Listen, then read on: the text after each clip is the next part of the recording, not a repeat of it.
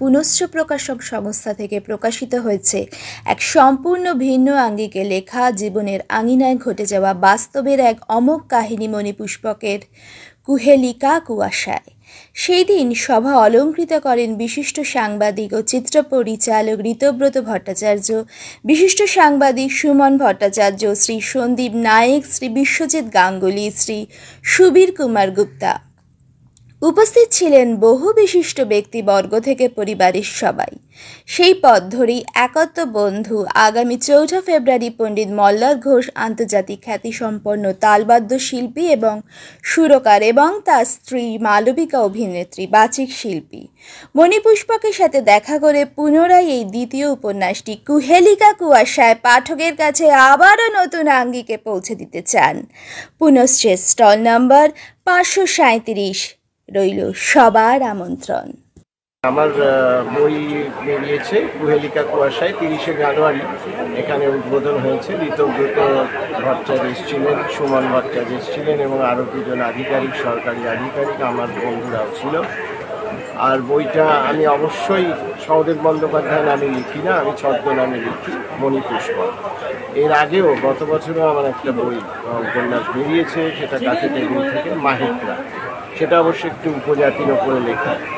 আর এটা সম্পূর্ণ একটা ভিন্ন ধর্মের লেখা, কিছুটা সাইকোলজিক্যাল ট্রিটমেন্ট আছে, থ্রিলার আছে এবং আমাদের প্রতিদিন ঘটে যাওয়া যে ঘটনাগুলো, যেগুলো হয়তো আমরা অবচেতন এড়িয়ে যাই, সেই সমস্ত ঘটনাগুলোর যে মনস্তাত্ত্বিক বিশ্লেষণ এবং একটা পৃথিবীব্যাপী একটা খুব রেয়ার একটা ডিজিজের ওপরেই এই বইটাকে লেখা। এবং এই বইটার মধ্যে অবশ্যই আমার একটা পিরিয়ড চলে এসছে, যে পিরিয়ডটা আমরা জানি যে প্যান্ডেমিক পিরিয়ড, অর্থাৎ 2020 থেকে 2022, যেটা আমরা প্রায় ঘরবন্দি ছিলাম 1 বছরের উপরে। সেই পিরিয়ডটাও এখানে আমি উল্লেখ করেছি এবং তার একটা চিত্র আমি তুলে ধরতে চেষ্টা করেছি।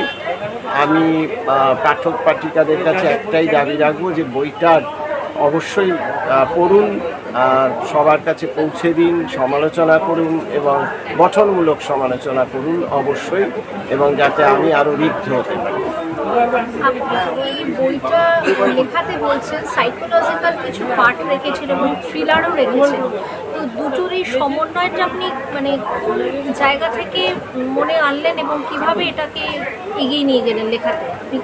আপনার কোন ধারণা থেকে এটা হয়েছে? দেখুন, আমি বইটা লিখতে আমাকে প্রচুর সময় লেগেছে। আমি যে কোনো একটা বই 3-4 বছরের আগে শেষ করতে পারি না এবং একটা রিসার্চ ওয়ার্ক বলতে পারেন। এই বইটার জন্য যেমন আমি প্রয়াগে গেছি, আমি ডাক্তার মিট করেছি, সাইকোলজার মিট করেছি, কারণ কিছু তথ্য আমাকে নিতে হয়েছে। এবং আমরা কিছু ছোট ছোট ঘটনা, আমাদের খুব ছোটোবেলায় ঘটে যাওয়া যে ঘটনাগুলো মনের ভিতরে থেকে যায় এবং কোনো সময় তার যেটা ফ্লেয়ার আপ হয়, সেই ঘটনাটা আমাদের যৌবনে বলুন, আমাদের একটা বয়সে, যে কোনো বয়সেই হতে পারে, আমি সেটাকে তুলে ধরার চেষ্টা করেছি। এবং তার ফলে যে একটা ভয়াবহতা আসতে পারে, যে কারোর মধ্যে রাগ থাকতে পারে যে কেন এরকম হয়েছিল, সেই রিভেঞ্জ কেউ নিতে পারে, সেটাকেই আমি এর সাথে ওভারল্যাপিং করিয়েছি। এবং যে রোগটার কথা আমি তুলে ধরেছি, সেটা যখন পড়বে পাঠক পাঠিকা জানতে পারবে খুব রেয়ার একটা ডিজিজ, এবং যেই ডিজিজে অনেকেই পৃথিবীতে ভুগে থাকে, এবং সেটাকেই আমি মেইনলি তুলে ধরার চেষ্টা করেছি। আমরা অনেক একটা অন্য রকমের ভাবনা চিন্তা পেলাম লেখক সহদেব বন্দ্যোপাধ্যায়, যিনি ছদ্মনামে মণিপুষ্পক হিসাবে ওনার উপন্যাস বার করেছেন, সেখানে সাইকোলজিক্যাল ব্যাপারটিও লিখেছেন, তার সাথে থ্রিলার ফিলিং এনেছেন এবং উনি বলছেন 4-5 বছর ধরে একটা অনুশীলনের মাধ্যমে এসেছেন। আচ্ছা, প্যান্ডামিক সিচুয়েশনটা কি কোনোভাবে আপনাকে এই ধরনের উপন্যাস লেখার জন্য সহায়তা করেছে? ওই সিচুয়েশনে দাঁড়িয়ে কি আপনি তখন এগুলো ভেবেছিলেন? না, আসলে যেই সময় থেকে আমি লেখা শুরু করেছিলাম তার মধ্যেই প্যান্ডেমিক সিচুয়েশনটা চলে আসে এবং আমার তখন স্ট্রাইক করে যে আমরা তো গৃহবন্দী, এখন এটাকে যদি আমরা কাজে লাগাতে পারি, এই সিচুয়েশানটা, অর্থাৎ ধরুন আজকে আমি আছি, 50 বছর বাদে আমি থাকবো, কিন্তু এই পৃথিবীর মানুষ তো জানতে পারবে যে প্যান্ডেমিক কী হয়েছিল না কি অ্যাকচুয়াল ঘটনা ঘটেছিল, এবং তার ফলে আমরা কীভাবে গৃহবন্দী হয়ে আমাদের মধ্যে একটা যন্ত্রণা যে বেরোবার, একটা মানুষকে যদি খাঁচায় বন্দি করে দেওয়া হয়, কি অমানসিক যন্ত্রণা, এবং সেটার মধ্যে কি হতে পারে, তার অভিব্যক্তি কীভাবে আমাদের মধ্যে আমরা ফুটিয়ে তুলতে পারবো, সেটাকেই আমি দেখিয়েছি। আমরা সবসময় নেতিবাচক দিকটাকেই দেখি। যখন এরকম একটা প্যান্ডেমিক সিচুয়েশন 2020-তে এসেছিল, গৃহবন্দী ছিলাম, তার মধ্যেও এটাই বোধহয় সৃষ্টি যে তার ভিতর থেকে উনি ইতিবাচক চিন্তাধারা মাথায় এনে সেটাকে উনি লেখার মাধ্যমে পাঠকদের কাছে উপস্থাপন করছেন। আমরা ওনার এই কুহেলিকা কুয়াশায় উপন্যাসটির ভেতরেই সবকিছু জানতে পারি। আচ্ছা স্যার, আপনার এই লেখালেখি কতদিন? আপনার এই লেখা আমি লেখা একেবারে ছোটবেলা থেকেই লিখি, কবিতা লিখি। আমার 4টে বই অলরেডি বেরিয়েও গেছে আগে কবিতার ওপর। কিন্তু আমি বিফোর রিটায়ারমেন্ট, মানে আমার অবসরের আগে চিন্তাই করেছিলাম, মানে ধরুন প্রায় 2017-18 থেকে, যে আমার অবসরের পর এটাই হবে আমার প্রফেশন আর কি। যেটা আমার অনেক দিনেরই সুপ্ত একটা ইচ্ছা ছিল যে লিটারেচার ফিল্ডেই আমি এবং সেটাই আমি মানে লেখাটা বলতে পারেন যে ছোটবেলা থেকে। আমি ইউনিভার্সিটি লেভেলেও লিখেছি, সব জায়গাতেই লিখেছি। নমস্কার, এই মুহূর্তে আমরা আছি পুনশ্চ বুক স্টলে আর 48তম আন্তর্জাতিক কলকাতা বইমেলার প্রাঙ্গণে। আমরা এই বুক স্টলে এই মুহূর্তে কুহেলিকা কুয়াশার একটি উপন্যাসের উদ্বোধন গত 30শে জানুয়ারি হয়ে গেছে এবং আজকে আমাদের সাথে পেয়েছি আন্তর্জাতিক খ্যাতিসম্পন্ন তালবাদ্য শিল্পী ও সুরকার পণ্ডিত মল্লার ঘোষ মহাশয়কে। উনি এই মুহূর্তে আমাদের সাথে এই পুনশ্চ স্টলে আছেন এবং এই বইটি পাঠকদের কাছে আবার নতুনভাবে উপস্থাপন করে দিলেন। আমরা সরাসরি পণ্ডিত স্যারের কাছে চলে যাচ্ছি। পণ্ডিত মল্লার ঘোষ মহাশয় আমাদেরকে তার অনুভূতির কথা, এখানে এসে তার কেমন লাগছে সে সম্পর্কে বলবেন। স্যার নমস্কার, আপনাকে আমরা এই মুহূর্তে স্টলের সাথে পেয়েছি সন্ধ্যেবেলায়। তো আপনার এখানে এসে কিরকম অনুভূতি হচ্ছে? অসংখ্য ধন্যবাদ আপনাকে ম্যাডাম এবং চ্যানেল বিশেষকে। অবশ্যই আমি মল্লার, তালবাদ্য শিল্পী এবং সুরকার মল্লার ঘোষ। সঙ্গে রয়েছেন আমার সহধর্মিণী মল্লিকা, বাচিক শিল্পী, কবি এবং অভিনেত্রী। এবং তার পাশে যিনি বসে রয়েছেন আজকের এই অসাধারণ রিলিজ অনুষ্ঠানের যিনি মধ্যমণি, আমাদের অত্যন্ত শ্রদ্ধার মানুষ। তার ছদ্মনাম, লেখক ছদ্মনাম হচ্ছে মণিপুষ্পক এবং আসল নাম ডক্টর সহদেব বন্দ্যোপাধ্যায়। এবং তিনি একাধারে একজন লেখক এবং একজন সঙ্গীত শিল্পী। এবং তার এই অসাধারণ সৃষ্টি আমি এবং মল্লিকা স্পর্শ করতে পেরে আমরা ধন্য।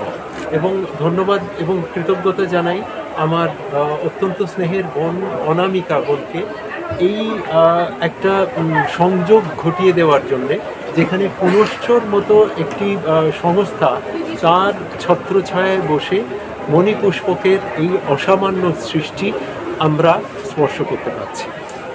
এবং তার সঙ্গে আমি জানাই, একটু আগেই স্যারের সঙ্গে কথা হচ্ছিল, একটা রচনা সৃষ্টি করতে গেলে সেটা তালবাদ্যের রচনা হোক, সাংগীতিক রচনা হোক বা সাহিত্যের রচনা হোক, কতটা যে পরিশ্রম করতে হয় সেটা আমরা জানি।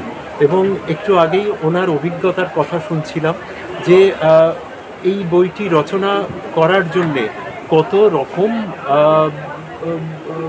প্রতিকূলতার মধ্যে দিয়ে তিনি গেছেন এবং প্রত্যেকটি জায়গায় তিনি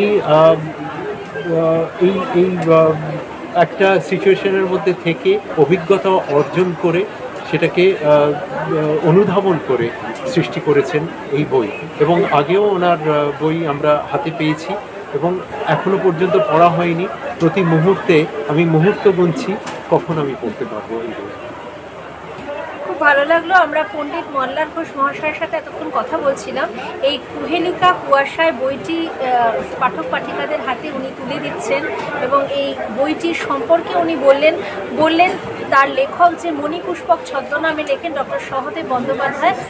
এরপরে আমরা চলে যাচ্ছি মল্লিকা ঘোষের কাছে। উনি একজন বিশিষ্ট কবি, আবৃত্তি শিল্পী এবং অভিনেত্রী। উনি মল্লার ঘোষের সহধর্মিণী, কিন্তু আমি এইভাবে ওনার কাছে যাচ্ছি না, আমি যাচ্ছি ওনার কাছে একজন আবৃত্তি শিল্পী, কবি এবং অভিনেত্রী হিসাবে। আমি মল্লিকাদির কাছ থেকে শুনে নেব তার আজকের দিনে এখানে এসে কেমন লাগছে। নমস্কার সকলকে, সৎ শুনেছি জানাই।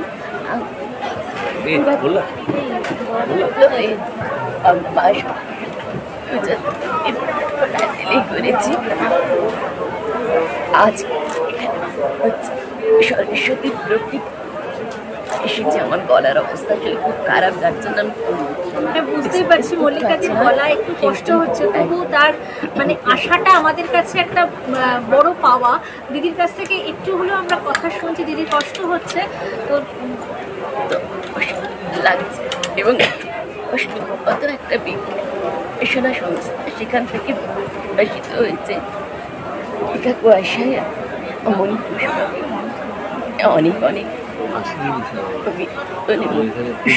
এবং আমার এই অসাধারণ যেটা ক্যাপশনটাই মানে শিরোনামটাই এত সুন্দর, নামকরণটা এত সুন্দর হয়েছে। আশা করি এর মধ্যে যে সাজস্থান আছে সেটা সমাজ উপকৃত হবে, তৃপ্ত হবে, আনন্দিত হবে। এবং আমি অপেক্ষা করেছি কত তারিখে গিয়ে বইটা পড়বো এবং শেষ করবো। এদিকে কুয়াশা, সমস্ত কুয়াশার জাল ছিঁড়ে উৎকাল হয়েছে এবং এর আলো জড়িয়ে পড়ে সবার মনের মধ্যে সমাদৃত, এটাই কামনা করি।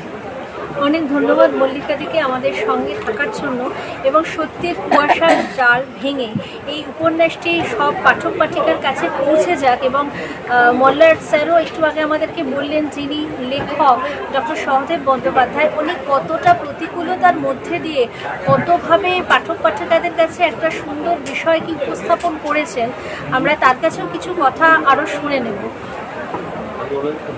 ধন্যবাদ জানাচ্ছি এখানে পণ্ডিতজিকে, মল্লার ঘোষ মহাশয়, তার সাথে ধন্যবাদ জানাচ্ছি মালবিকা ঘোষ। এবং আমি অবাক হয়ে গেলাম যে ওনার এই গলার অবস্থার মধ্যেও উনি চেষ্টা করলেন কিছু কথা বলার, যেটা আমাকে সত্যি মানে আজকে আমি অত্যন্ত মানে আনন্দিত, শুধু না আমি ওনাদের কাছে কৃতজ্ঞ। এবং এই মাপের শিল্পী যারা সারা পৃথিবীতে, যাদের নাম, এবং তার কাছে আমি বোধহয় কিছুই না। আমি অনেক পরেই আমার লেখা শুরু করেছি, আমার জীবনের অবসরের পরে। ফলে আজকে ওনারা এসে মানে আমাকে সত্যিই ধন্য করেছেন। এবং আমি really from the very core of my heart বলছি যে কুহেলিকা কুয়াশায় আমি আশা করব আপনাদের আসার জন্য যে অনেকের কাছে ছড়িয়ে যাবে। এবং আমার প্রথম উপন্যাস যেটা মাহিত্রা, যেটা কথাবার্তা চলছে, একটা সিনেমা হল, ঋতব্রত ভট্টাচার্য যিনি একটু দায়িত্ব নিয়েছেন, এবং আশা করি এটাও একটা জায়গায় পৌঁছবে। এবং আমার মূল যে জায়গাটা, যে এই প্রজন্ম যেটার মধ্যে দিয়ে আমরা চলেছি, তার কাছে একটা শিক্ষা পৌঁছে দাও। প্রত্যেকটা বই কিন্তু একটা শিক্ষা, প্রত্যেকটা যন্ত্র একটা শিক্ষা, বাদ্য শিক্ষা, সঙ্গীত শিক্ষা।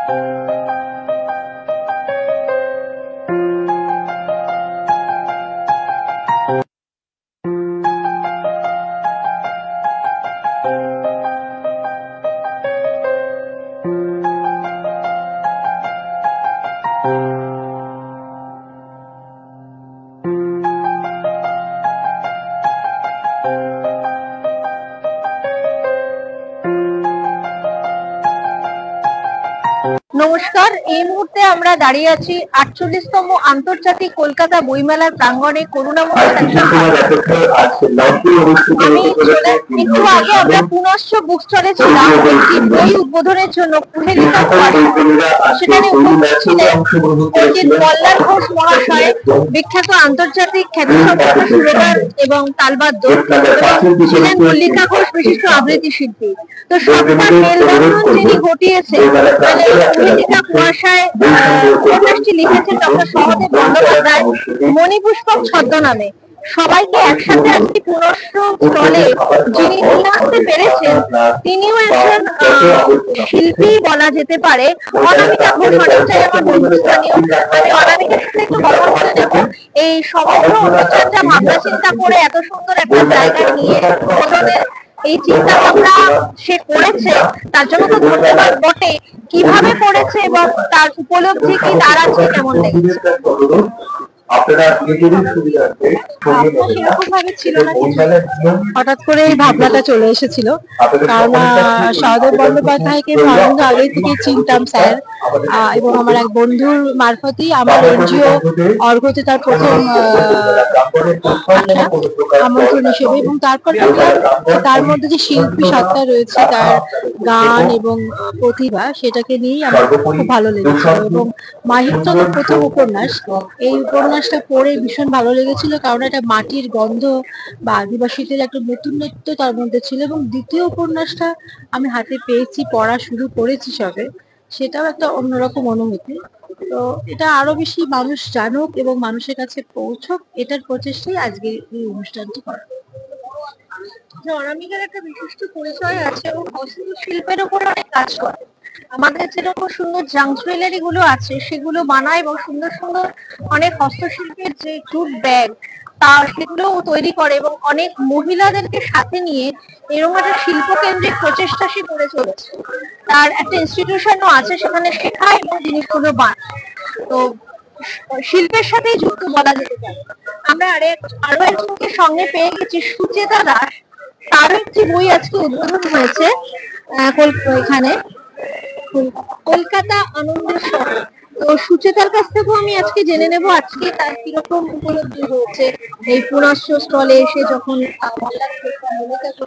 একজন বিখ্যাত প্রথিতযশা শিল্পী দেখেছেন।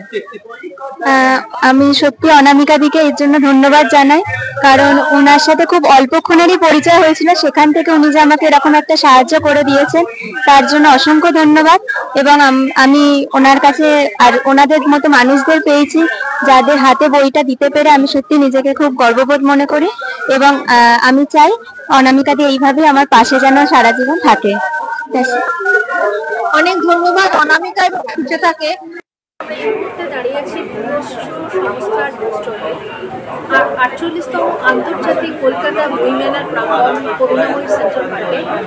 আমরা একটু পুনশ্চ স্টলটাকে ঘুরে নিই। তার আগে বলি, এই বইমেলার একটা বিশাল প্রাসঙ্গিকতা আজকের দিনে বোধহয় চলে আসছে। বহু বছর ধরে আমাদের কলকাতায় এই বইমেলা হচ্ছে, কিন্তু আজকে মোবাইলের যুগে যখন সবার হাতে পড়াশোনার জন্য আমরা একটা মুঠোবন্দি ফোনকে নিয়ে নিয়েছি, সেখানে বইমেলার গুরুত্ব অনেক। এবং আমরা কি কি বই আছে একটু স্টলে দেখে নিই, এবং পাঠক পাঠিকাদের কাছে বলবো আপনারা স্টলে আসুন এবং এই স্টলটি পরিদর্শন করুন। আপনাদের অনেক ভালো লাগার অনেক বই পাবেন, যেটা নিয়ে বয়স্কদের ক্ষেত্রে সময় কাটবেন, এবং ছোটরা একটু মুঠোফোনটাকে সরিয়ে রেখে বইটাও পড়তে হবে। তো ঠিক আছে, চলুন বেশি কথা না বলে আমরা একটু স্টলটা এখানে দেখতে পাচ্ছি খুশির ছড়া, ছড়ার দেশে ছবি, ছড়ার দেশে অনেক ছোটদের বই। তার সাথে আছে কিছু বেশ রচনার সংগ্রহ দেখতে পাচ্ছি। রবীন্দ্রনাথ ও মুসোলিনির প্রসঙ্গের বইও আছে। রেনেসাঁসের আলোয় বঙ্গদর্শন, চিকিৎসকের আত্মকথন,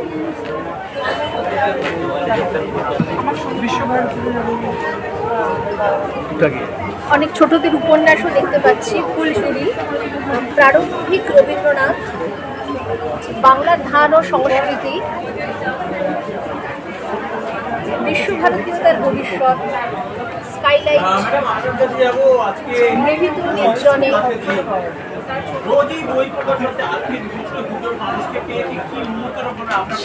একটি অন্তর্বর্তীকালীন প্রতিবেদন দেখতে পাচ্ছি। অনেক অনেক রকমের আমরা এখানে বই দেখতে পাচ্ছি। নকশাল আন্দোলনেরও গল্প এখানে আছে। সুনীল মুখোপাধ্যায়ের 100 গল্প আছে। সিনেমার গল্পের সিনেমা, মানে সেই স্বর্ণযুগের শিল্পী পরিচালকদের নিয়ে মনে হচ্ছে এই বইটি। তার উপরের কভার দেখে সেটাই মনে হচ্ছে। নেতাজির খোঁজ খবরও আছে। রবীন্দ্রনাথের স্মৃতির ছবি, ভারতের লোকনৃত্য, মানে নৃত্য সংক্রান্ত বইও আমি এই স্টলে দেখতে পাচ্ছি। মানে বিভিন্ন রকমের ছুটির ছড়া, বাচ্চাদের ছড়ার বই থেকে শুরু করে নকশাল আন্দোলন, নেতাজির খবর, রবীন্দ্রনাথের কিছু সংকলন, সবই এখানে দেখতে পাচ্ছি। এখানে গল্পগুচ্ছ, গীতবিতানও আছে সঞ্চয়িতা, শিবরামের রচনাবলী, ঠাকুরবাড়ির মেয়েদের গল্প, এটা খুবই একটা ভালো বই বলে আমি জানি, ঠাকুরবাড়ির মেয়েদের গল্প। কুহেলিকা কুয়াশায় দেখতে পাচ্ছি একটু আগে যে বইটি প্রকাশ করা হয়েছে 30শে জানুয়ারি, আজকে এটা পাঠকদের হাতে তুলে দিলেন, তার জন্যই আমরা মল্লার ঘোষ এবং মল্লিকা ঘোষকে সাথে পেয়েছিলাম। মজায় গল্প ভরা গল্পকথা আছে, চোখের আলোয় আছে, 7 রঙের রামধনু, অন্বেষণ, জলছবি, অনেক রকমের গোয়েন্দা কাহিনীও আছে, কিশোর গোয়েন্দা অমনিবাস আছে, বাংলা ছোট গল্প, গল্পকার, বাংলা রূপকথা, লোককথা, আবার ছোটদের উপন্যাস দেখছি বনের রাজা টার্জান, বন জঙ্গলের গল্প, গোপাল ভাঁড়, ভীষণ ভীষণ মজাদার, মানে একটা হাসির বই, ছোটবেলা থেকে আমরা সবাই পড়ে এসেছি। পঞ্চতন্ত্র, হিতোপদেশের গল্প, কিশোর শরৎচন্দ্র চট্টোপাধ্যায়ের সমগ্র আমরা দেখতে পাচ্ছি, বাংলার ডাকাত, সঞ্চয়িতা আবার দেখতে পাচ্ছি, গীতবিতান গল্পগুচ্ছ, এগুলো তো আমাদের চলার পথের পাথেও।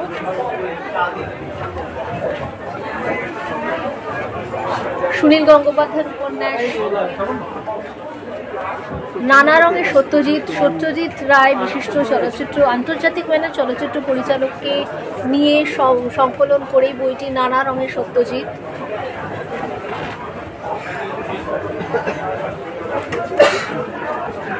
কাঁটা গল্প সংকলন, বাংলা সাহিত্যিক গদ্য, নবীন যদুর বংশ, বিদ্যাসাগরকে নিয়েও আমরা নতুন করে জানা চেনা, সাগর ও সম্রাট সাহিত্য সম্রাট বঙ্কিমচন্দ্র চট্টোপাধ্যায়, বিদ্যাসাগর, দুজনের ওপরেই ছবিটি দেখে তো বেশ ভালোই লাগছে, অনেক ইনফরমেটিভ কিছু থাকবে বলেই মনে হয়। ইতিহাসের দৃষ্টিতে কৃষ্ণচরিত, মনীষীরা যখন রসে বসে, বেশ ভালো নাম, মনীষীরা যখন রসে বসে, ওপরে আছে বিবেক জাগরী, বিবেকানন্দ, স্বামীজির মা বাবা, এই যুগে রামকৃষ্ণ কেন, সত্যি রামকৃষ্ণদেবের প্রাসঙ্গিকতা তো সবসময়, জগৎজননী সারদা, বিষ্ণুপদ চক্রবর্তীর লেখা, শেক্সপিয়ারের রচনাও আছে এখানে, দেশভাগ বাংলা ও বাঙালি, বিশ্বসেরা বিদেশি গল্প আছে, দারোগার দপ্তর আছে।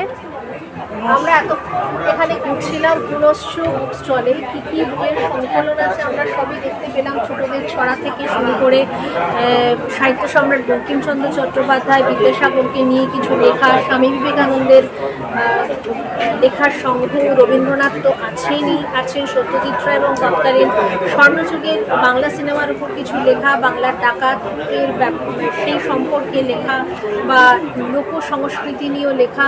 আপনারা আসুন এই স্টলে এবং আপনারা বই সংগ্রহ করুন, পাঠক পাঠিকাদের কাছে এটাই অনুরোধ।